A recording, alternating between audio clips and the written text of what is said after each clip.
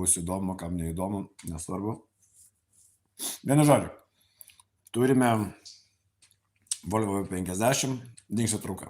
Dingsta trauka, tiesiog dingsta trauka.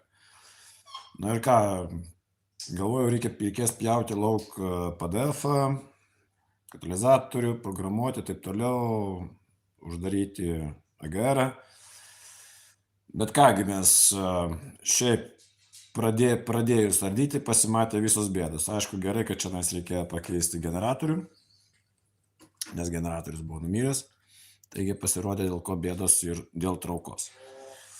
Taigi to įrodom. Neskubėkit iš tikrųjų pjauti tų PDF filtrų, bent jau 200 000 kilometrų pravažiavęs automobilis, dar šiaip tai neturėtų reikėti pjauti, bet aišku, po 50 000 jau reikės įpjauti. Ką mes čia turim? Mes turim PDF-ą. Ir būtent iš PDF-o išeina visi matuokliai būtent nuo šlangelių, pareina būtent į sensorių, kuris reaguoja, kiek išmetamųjų dujų, kiek išeina. O kur buvo didžiausia problema, kodėl dingsta trauka? Va, šlangelė tiesiog, jinai nudegus. Jinai tiesiog nudegusi. Išmauti laukia.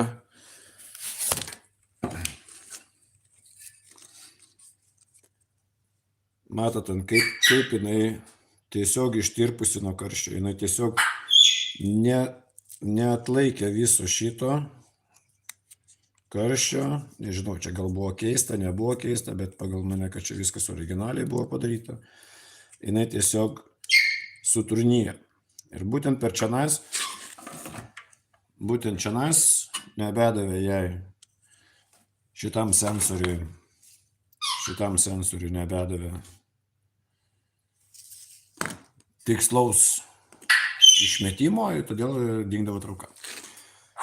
Bandysim pakeisti šlangelės, žiūrėsim, kas čia gausis. Matot, čia viskas.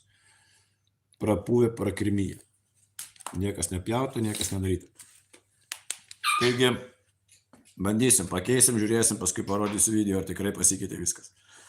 Bet šiaip tai, manau, kad čia viskas dėl to. Kitas dalykas, su Volvo, kas yra didelis problemos.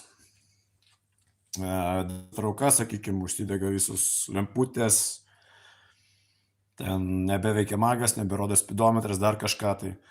Iš karto, chebra, žiūrėkit, koks yra krovimas generatoriaus.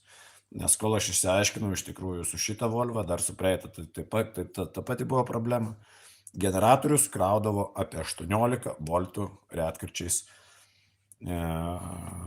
akumuliatorių. Tai būtent, kai gauna 18-17 voltų, tai automatiškai išmeta kompas visas klaidas. Tiesiog jisai blokuoja viską. Taigi, pasidalinkit, prenumeruokit, žiūrėkit, paspauskit laiką, dėkui už tai, susimatysim.